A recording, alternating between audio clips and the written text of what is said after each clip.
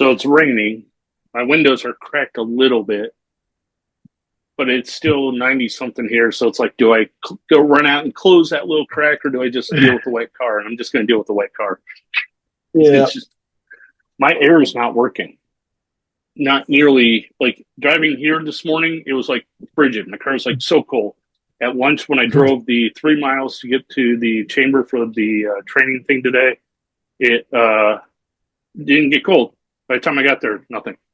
And then I sat there Wow. for 5 minutes with the heat visor up, trying to cool up. Again, barely keeping up with anything. It was cool air, but not cold air. So by the time I got here, I was almost sweating again. Yes. That is I can't hear you. my um, So here, now I'm on can my you hear me? AirPods. Let me. I'm talking. Can you hear There you go. me? Now I can. All right. Um, yeah, that is my curse is that I can sweat like you wouldn't believe. So we did a networking thing yesterday and full room. I mean, it's a small room, not a it's a bar. It's not a huge place there, but it's like I don't know, 75 people, which is probably close to capacity for this thing. And of course, it's hotter than hell outside, so that's not like they can keep it, super cool in there. But they do have like stuff lasted. There are people in suits, and they're just like look cool as a cucumber. I'm in jeans and a button down, like a thin, really thin shirt, but I'm just like sweating bullets. I go in and I'm like, I go into the bathroom and grab like paper towels, and I'm just like sponging off. Natalie was like, "Oh my gosh." She's like, why don't you try a little bit of that? And it's like, said, she's like, did you wring your shirt out? I was like, I should have. I think that might have helped. Like, God. But I've got one of yeah. those tonight. I'm hoping it's going to be pretty good. It's at the brewery here in Jackson. It's called 731. It's all the local businesses that are like with the chamber and co and everything. They're throwing a party for them between 6:30 and 8:30 tonight. So I'm going to go for a little Oh, bit. cool. Yeah, So, this one was a all across Nashville networking group thing. So it was a bunch of people. It oh, was people down in Spring Hill, over in like all the way up on the north side of town, east side of town, west side of town. They were all over the place. It was met a lot of interesting people. Met an Imagineer, a guy that was like 28 years with Disney out in oh, Anaheim wow. and has moved here. And the thing he does is he builds um, it's like studio. He builds stuff for live music events and stuff like that. So he can like do theme parks Oh, and all this kinds of damn. stuff. And I was just like, okay, you're a fascinating person to talk to. So, and he was a great guy. So it's like one of those that I guess like I need to have some of these people on our just talk to them just because they're cool. We need to change from developing where I guess I need to like the side podcast of cool people or something like that where we just sit down and talk to it because which is what we did for that one season, I guess. Or I guess we could All just right. do a side season for that, or like maybe a side. Yeah, bonus episodes. Oh no, like a special season that we do in parallel, but we only throw like an episode out maybe once a month or every few weeks. Yeah, we could do something like that. And just because that's what I think, that's what I originally had it set up is everything gets shoved into season one, even though there wasn't actually a season one. So now it's up to probably about 200 episodes are technically, or like they're listed as season one, but they just like all the special episodes get like packed on there. So, all right. We're going to pretend I hit record like a while back because we've had some good discussions here. So we're going to talk about, I'm sorry, guys. Like, we've been like, we're just like cranking through stuff. So apologies for not welcoming you into our abode, as it were, into the ambiance that is the Developmeneur podcast. Thank you very much. Have a seat. People will be around. Tip your servers. Take care of them. We can take care of you. Great title. See, it's back to some good stuff here. So I threw this in here, pivoting, how to embrace change and fuel your professional growth. It says it's perfect for developers, audience of developers, entrepreneurs, and lifelong learners. Here's a structured podcast episode planned with topic ideas and points. This is a little bonus thing. I don't think I told it anywhere that these are lifelong learners. I don't think that came up anywhere. We've talked about it before. We've talked about like the book. We talk about that's how you become a better developer. Is you need to be a lifelong learner. But it's interesting that it like picked that up somewhere and like throws that in. It gives us a little bit of it gives us some validity of like, oh, maybe you do know what you're talking about. going to take my sips there. I'm going to go back to Spanish. That was sort of fun doing a little tres, dos, uno. Hola, we are back. This is Building Better Developers, the Developer Nerd Podcast. And yes, we have added a little Spanish the last couple of times just because. If you're offended by my use of Spanish because I speak it like a non-Spanish speaker, I apologize profusely. Shoot me an email at info@developer.nerd.com, and I would love to, especially if you're a Spanish speaker, just talk to you for a while, listen to it, and hopefully I will get better. But that's not what we're about. We're about better developers. This season, in this episode, this season, we are working on building better developers with AI. What we're doing is taking 2 seasons back, taking all the topics, throwing it into ChatGPT, and just letting it regurgitate some stuff. And then we discuss what it sends back. And it's done a really good job of giving us a great way to go back to some of these topics and touch on sometimes some topics and things that we didn't cover the first time around. May have covered them elsewhere, but I think we've even had more than a few times where there are things that it throws at us that we're like, this is important to cover. And I don't know when we ever have covered that. This episode might be just such a thing. So we're going to have that little hanging out there for you until we get done with our introductions. My introduction, I am Rob Broadhead. I am one of the founders of Developreneur, Building Better Developers. Also, founder of RB Consulting, where we help you use technology. We help you leverage technology, whether you're a small business, a startup, whether you have no idea where you're going and no idea about technology, or whether you have been doing this for a long time and you just need to figure out how to do what you do better. We will sit down with you, help you through a technology assessment, and then figure out which way do you need to go. Do you need to simplify? Do you need to integrate? Do you need to automate? Do you need to innovate? We'll help you think outside of the box, or we'll help you build a better box, whatever needs to be done, because it's really about we sit down with you, understand your business, use our experience across a lot of industries and a lot of technologies, and find the best way to craft a special recipe, a custom recipe for you, your business, and your way forward. Some people will call it a roadmap, and we can either help you execute on that roadmap or hand one over to you and say, here you go. We've talked through this. You know what you're doing. Drive away.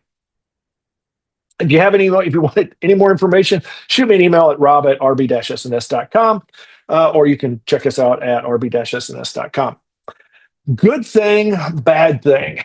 Wow, there is, like I said, this is the end. We're at the end of July, basically, and July has been a month. It has just been crazy. So, good thing is that in moving around and doing a bunch of stuff, I stumbled across an internet provider that it's been around forever. Didn't realize that they have a really cheap monthly plan that you can just connect to their devices pretty much everywhere. I know there's a couple of providers that do something like this, but this is something, there's no contract, no nothing, no limits other than the number of devices that connect, and really awesome. They're not paying me, so I'm not going to use their name right now, but I may find a way later to do so. So that was really cool, is that I was like, you know what, I need something, found it. I went onto their, tried to connect to their little hotspot, and they said, here's what you can do. Just pay us a small amount of money and we're off and running. I'm like, cool, done. Take my money. And now I'm on the internet. So I've been on the internet in many ways, but now I'm more on the internet when I'm out in the middle of nowhere, basically. Bad thing. I have been out in the middle of nowhere for way too much time. In the last 2 weeks, due to, actually, I guess let's go 3 weeks basically now almost, due to helping a child move, and hilarity ensues, as my wife says, we have been on the road, I think, 40 hours or more of drive time in the last 3 weeks. And that's like driving from long distances. That's not including running around town in various towns and stuff like that. If you actually do our full, like I have a car that I got the oil change at the beginning of the month, and it is already 2,000 miles past, or actually it's 1,000 miles past its recommended next oil change. So it's been a week, it's been a month, and it feels like it's been a year, but only in the last 3 or 4 weeks. But now, to make all of us happier, the good thing of all good things, Michael is going to introduce himself. Hey everyone, my name is Michael Meloche. I'm one of the co-founders of Developreneur, Building Better Developers. I'm also the owner of Envision QA, where we help startups and growing companies build better software faster and with fewer problems. Our services cover software development, quality assurance, test automation, and release support. Companies come to us when they have problems. They want to avoid delays, reduce bugs, and launch with confidence. Whether you're building your first MVP or scaling a live product, we make sure that your software is reliable, efficient, and ready for growth. You can learn more about us at envisionqa.com. Good thing, bad thing. Well, bad thing right now is my windows are cracked. It's pouring, but it is so bloody hot outside, and my car is over 100 degrees inside. I am not going out and closing my windows. Good thing, I mentioned a while back that I managed to get my hands on the Switch 2, and I wasn't going to be allowed to get it till Christmas. My wife relented on that and gave it to me last week.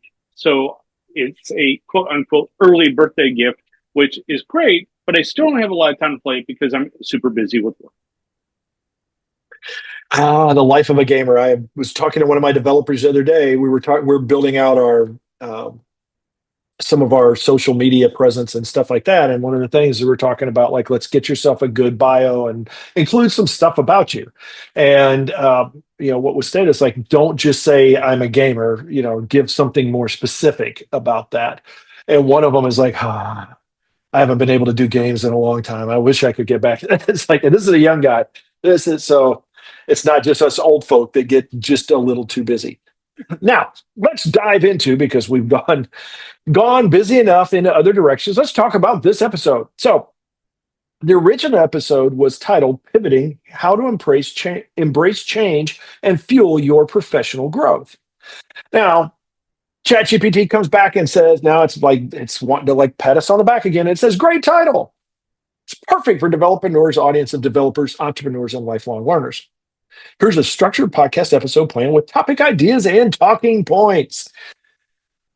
Episode focus. This episode, and this is interesting because we just did one. I'm on like the same conversation thread. It's giving me a very different layout this time around. So, I mean, it's still like, topics and bullet points, but it's a little bit different how they've set this up. So it's pretty interesting that it said, okay, we'll try something different. All right. Opening hook: when everything changes. Tell a brief story or example of a major pivot. For example, a startup shutting down, a developer switching stacks, or AI disrupting a product. Pose the central question: what do you do when the path you are on no longer leads where you want to go? I'm going to go ahead and dive into the second one. That's the opening hook. We may come back and tell a story of an example of a major pivot. What is the pivot and what's not? So define a pivot in the context of business strategy, changing product, customer segment, or model. Career shifts, for example, developer to project manager, agency to indie, front end to AI. Front end to AI. Or personal growth, changing your mindset, work style, or goals. Clarify: pivoting is not quitting. It's refining direction based on feedback and clarity. I think we have not used the word pivot enough in some of our past discussions, because I think a perfect example of a pivot that we have used as an example over and over again is actually in technology that you use itself. We have talked many times about tangential technologies and skills and ancillary skills and things like that. So, for example, let's say you are a Java developer. Well, let's say you're building Java web applications. And in doing so, you're going to learn, obviously, you're going to know Java. You're probably going to learn a little bit about databases. You're going to learn a little about HTML and CSS and JavaScript and some things like that. Now, those skills translate to, let's say you're going to move to C#. There are language constructs in Java that are almost the same in C#. If you're building C# web applications, and you're going to see some of the same, you can use literally some of the same HTML, CSS, JavaScript. For example, which I have not completed yet, I do have sitting out on the YouTube channel. I started doing a conversion of an old Java JSP application to a more modern Spring Boot using Timeleaf as basically the front end piece for the templating. And a lot of that stuff was like really simple, like just copy, paste, and then change a few variable names, and then boom, it's off and running. And we talked about where there's some changes and things like that, but they really weren't that bad. Those are pivots. If you are in a job on a project, and for example, the technology starts to die. You're on something that now people aren't doing anymore. And it may be because it's now moving to a new version, or it could be a completely different technology. Then maybe it's time to pivot. Like the people did back in the Y2K world, where they were like, I don't think COBOL is going to be around anymore. So I've got to find a way to go from COBOL to something else. And some people pivoted, some people retired. So pivoting is not that you're just quitting that thing. And particularly in the things that we're going to talk about, is it's not necessarily that that just never comes up again. There is a lot of stuff that came out of it. There's skills that were learned, there's knowledge that came, there's experience that you had that does apply to the new place. And that's what a pivot is.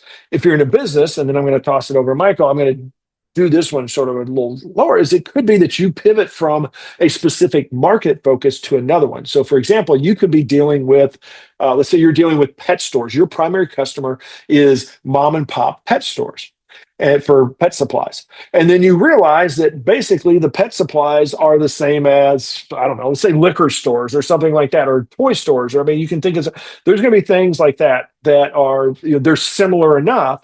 And so you can pivot. You can take what you learned in this one silo, and then you can now apply it to a new one and hopefully give yourself a jump start in that. So taking that, I'm going to, hopefully that's a good springboard and a jump start for you to talk about maybe your thoughts about pivots.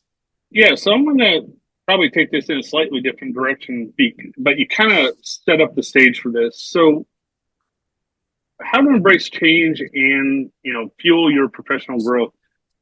The best thing I guess to me, what really personally resonates is my career path, how I got to where I am today.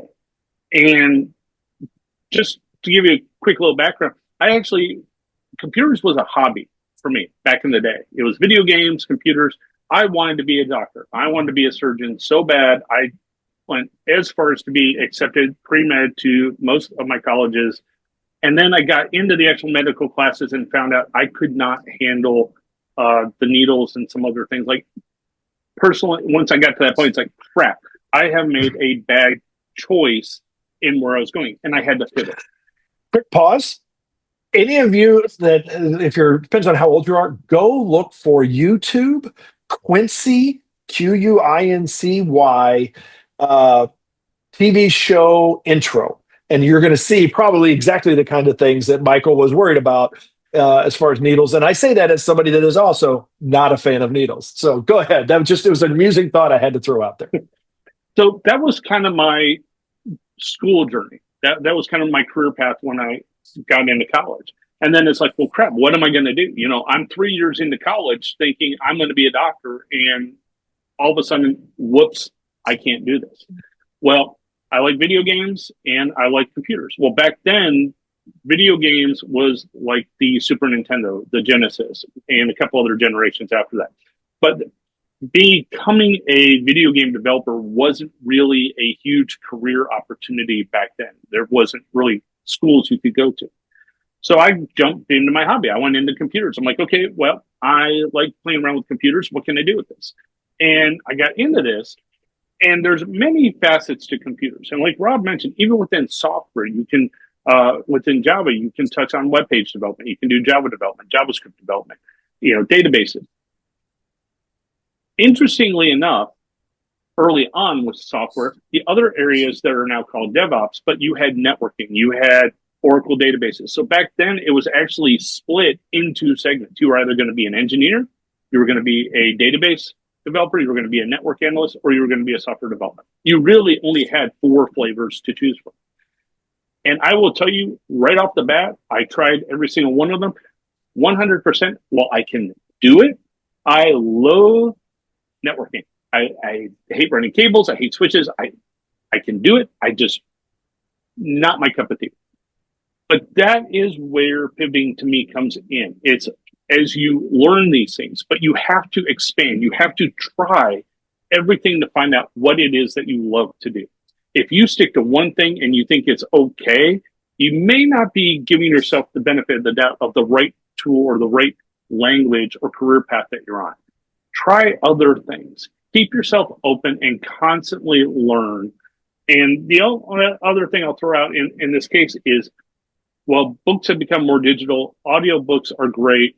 YouTube videos are fine, but pick a medium and just go listen to something new at least once a week and try to learn and figure out, hey, is this something I want to learn? Pick something outside of your comfort zone and see if it's something that you like.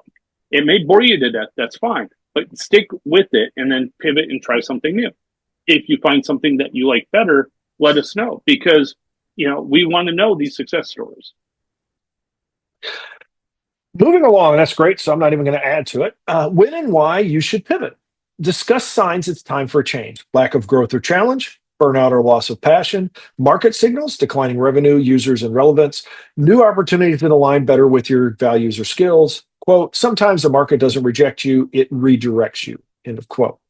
I want to go with the market signals. There is my mentor and I talked. This is now years ago, and it was something had a discussion about business cycles, basically about technology in general.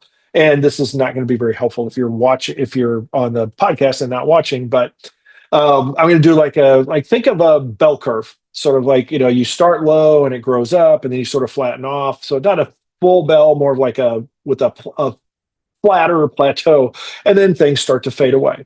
That is typically what you're going to see with technologies. Is they're going to start off early on. There's early adoption, stuff like that. They're going to grow, and this includes a lot of solutions and things like that. They're in modern business world. For example, right now, think of AI. Go back a few years ago. Well, now several years ago, think about search engines. Think about And then there's a cyclical thing to it. So you can think about data centers versus now having cloud services and software as a service and things like that. And this includes development languages and things like that. Is that they're going to start off, they're going to grow, they're going to have some sort of a plateau, and they're probably going to fade away. Well, what you want to do is when you're at the plateau of one, that's like a good time to try to find maybe another one that's starting out. So you're plateauing, but now you're trying to find something new. So as the one comes down, the other's coming up, you can switch those suckers out, and hopefully you get like a level playing field of, or we'll go level this way for those of you visually.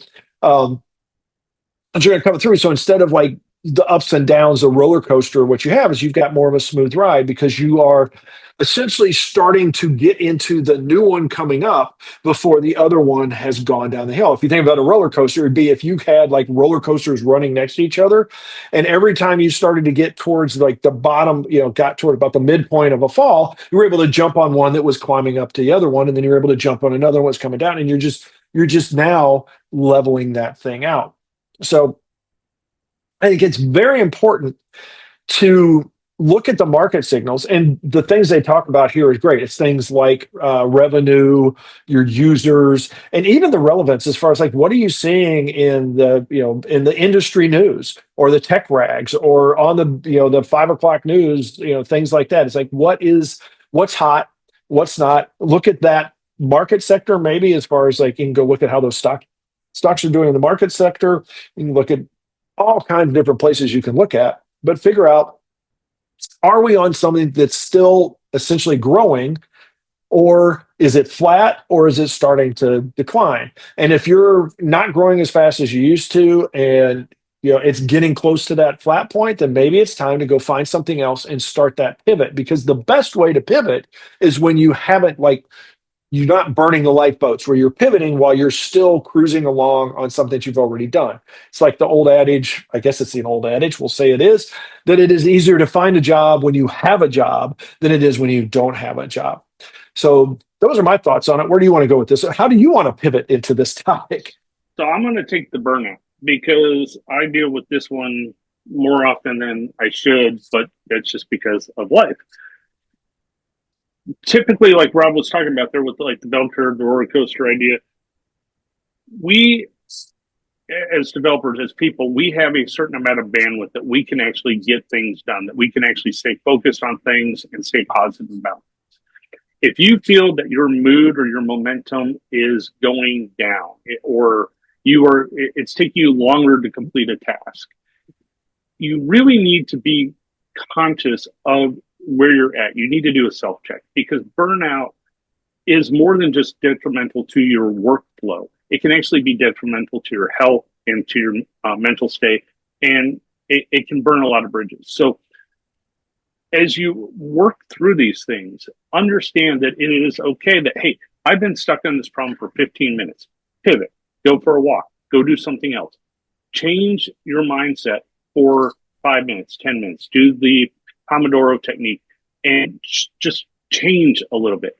You don't want to pivot because then you're going to get into that firefighting mode and then you're in a different mindset and a different type of burnout. So the recommendation here is use things like the Pomodoro technique. Create scheduled tasks for yourself to do self checks, especially if you're on a difficult project or you find yourself that your mental state, you're either in a bad mood or you just something's off, like you're not being as productive as you normally are. I'll add that. I don't know why this came to mind as an example from the other night is that we were dancing and my partner was, I had turned them to the left like 3 or 4 times in a row because that was part of what we were walking through at the time. And she gets done and she just, instead, we turn to left, turn to left, turn to left, turn to left. And she just out of the blue decided to turn to the right. And I looked at her with a little quizzical thing and she's like, I just needed to unwind. Like literally, it's like, you get, and that's exactly the pivot is sometimes you get stuck in this. And like, think about it. If you sit there and you just turn to left, turn to left, turn to left, you're going to get dizzy and stuff like that. And if as soon as you turn to the right, suddenly you can go to the right, to the right, to the left, to the left. One of those little dance things. So I think this is a very good general like pulse kind of thing, a little like checking on the pulse of is it feeling redundant? Is it feeling like it's not what it needs to be? This could be, like Michael said, it could be that it's more exhausting. It takes more time. Maybe it's just not as fun. I mean, there's a lot of different things that you can run into that are indicators, that are check engine lights that say maybe it's time to think about a pivot. I will give you an example that you can go back and look over time. Hopefully we've hidden it, but it's still there. Is look at the developer North site and look like if you go look way back, and I don't know how I think you can go look at like our blogs. You can sort them based on date, and you can go back to the earliest posts. And then if you start just just looking at titles, you'll see that we have done some pivots along the way. If you go through all of the podcast episodes, heaven help you, there's a lot of podcast episodes. But if you do that, you will see that there have been pivots along the way. If you can go look out at, I don't know what we've got for like RB Consulting, you'd have to go to the Internet Time Machine, but you can go see some very strong pivots there. We talk about the pivots from a business sense that we've done on a regular basis. We pivoted and suddenly, boom, Michael appeared. That's a pivot. Suddenly going from always one person that that's all you ever hear, and suddenly there's 2 people on the podcast. That's a pivot. We talked to so many people in the interview season that they did a pivot like this, where they usually the pivot is like a down pivot where they niche down on something. They find a problem and they say, this is what I'm really going to focus on. And suddenly things explode in the success area for them. So with that, I think we're going to keep this one a little bit shorter because we go long way too often on these. These AI things have actually been really good. And you may realize that both of us get a little bit excited about some of these topics. We're like, wow, there's entire seasons we could do on some of these suggestions and we've mentioned that before. And who knows, we may do entire seasons on these in the future. As always, I'm going to ask you for an email. Shoot me an email, info@developaneur.com. Let us know what you think. What do you like? What don't you like?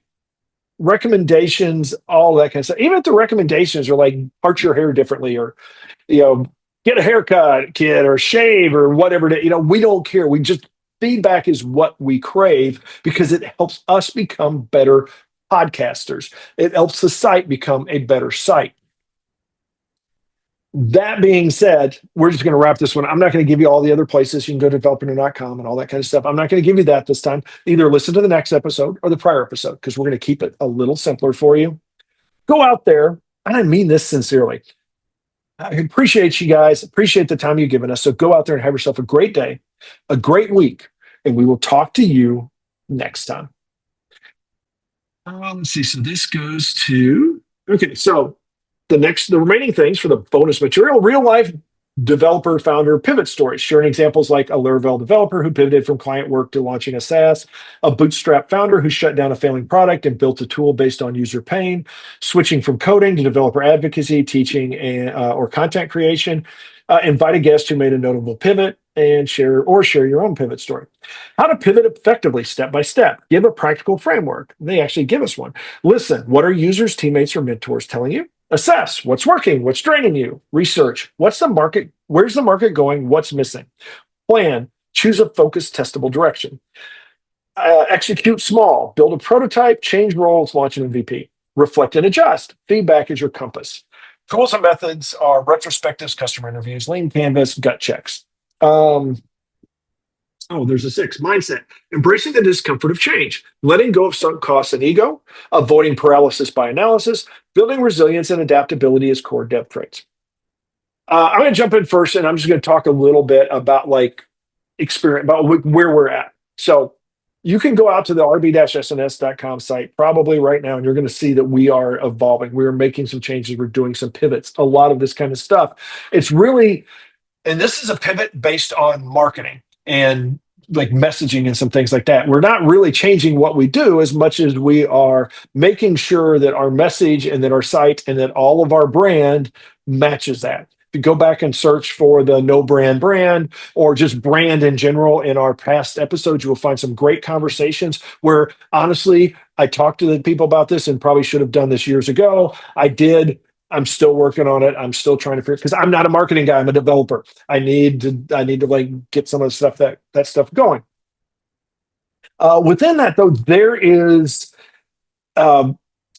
this is something, because I was saying about this with the discussions with customers and companies and trying to figure out how do you building your technology roadmap and things like that. There is a burn-in time, basically, or baking time that is required for certain things. And so it is very useful, I think, for you to try some things out. This is the assessment first, what's working, and sort of give yourself a general direction. And then I would say with the research, where's the market going, what's missing, and they talk about plans. So choose a focused, testable direction. I would say you have that direction, but you probably have A/B comparisons, or maybe A, B, C, D, E, F, G. It can be, you can spread yourself too thin, but I think if you can do some small chunks in this, yes, this goes back to the 4-hour work week where he talked about doing a 7-week ad campaign, or a 7-day or a 2-week ad campaign or something like that. We have done some of that in the past. I don't know that it always works in every case. I have not found the success that Tim Ferriss, obviously I've not found the success that he has in some of those kinds of things, but the general idea is solid. Is you need to test some stuff out, dip a toe in, figure out how to dip more than a toe in so you can be sure enough of it. And this even goes back to Michael's earlier comment. It's if you're doing something and you don't like it, that's okay.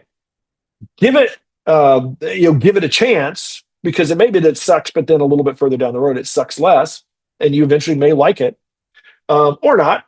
But give it a chance, and then when you're done, feel free to say no and write it off, and don't say, "Oh, I spent a lot of time on that. I don't want to give up that time." That was time well spent learning that you don't like doing that. Michael, go for it. What is your thought? Where do you want to give your bonus material? So similar journey. I have rebranded Meloche Consulting. I had that company for 20 some years, and I've rebranded it to Envision QA. I'm going to briefly touch on A/B testing. Tim Ferriss talks about it. We've talked about it, pivoting. If you're not sure where you're going, or if you're not sure something's working, do it one way, quickly pivot, do it another way, compare the two. Sometimes it's better to have options than to just stick with something and drive it into the ground and go nowhere. From a developer's perspective, that is one of the best things of test-driven development. You start testing it, you don't like it, pivot, try something else till you find your rhythm, till you find what works for you. And the last little tip there is, if you find yourself reaching burnout or having problems with burnout, look at doing something like a journal, so you can keep track of your mood daily. There are mood apps, things like that, where you can keep track of kind of a daily, where am I at? Where am I going? if you find yourself struggling with that, use those tools to help you pivot when you're off the rails, when you're burned out, when things aren't going right. I smile thinking about that because I had this conversation with my wife today where she had some stuff and she's like, this stuff is just wearing me out. And I was just basically saying, fuck it up, Buttercup. Come on. Just like ignore that and just move on. This is why sometimes you need different voices in your life and not just the ones in your head, because sometimes you do need to understand that it's like, it's okay to say no. It's okay to stop. It's okay to pivot. But then sometimes it is like you need to be like, you also have to have that where it's like, did I give it a fair chance? Because that's really what you want to do is you want to make sure that when all is said and done, that you don't come back with regret and say, I did that, but I didn't really do it enough or the right way. Give yourself, and you don't have to you don't have to do it to death. You don't have to spend 10 years in this thing and check every little, rabbit trail and say, okay, I really don't like that. You can do even better than the 80-20 rule. You can do like a 60-40 rule. If you get 60% of it, you're like, I've done it, like sort of how people do it. I've tried it out and it doesn't work for me, or I don't like it, or it's not fun or whatever, then cool, move on. Just make sure you give it enough so that you're comfortable when you look back and say, I gave it enough. I'm done with that. For example, I'm still doing podcasts. This has been a lot. This is literally, I think I'm myself over 1,000 podcasts because we had a prior one that was 120 or 130 episodes, something like that. I can't remember how far I went before I was like, and then I quit, I pivoted, and I realized I really like doing it. And the next thing I know, I'm back doing Developreneur, and I've been doing this ever since. And even when I was going to quit, I was like, no, I can't quit. I got to find a way to do this and still keep doing it. So there's stuff like that. It's like, this is why I so often say, try blogging, try doing some sort of YouTube channel, try doing just do a podcast, just record a podcast. You don't have to build the whole thing, but go do a podcast episode or 10. Try writing a book. There's so many things out there in the technology world outside of also play around with the database, play around with the front end, play around with the back end, look at security analysis, look at DevOps. It just goes on and on and on. We are so blessed with an area that is, we can go all over the place. There's so many things we can do. There's so many places that we can take our skills. The places you will go, that book, that old Dr. Seuss thing, just take advantage of it. Make sure that you spend the time to do your due diligence and then find your path with your business as well.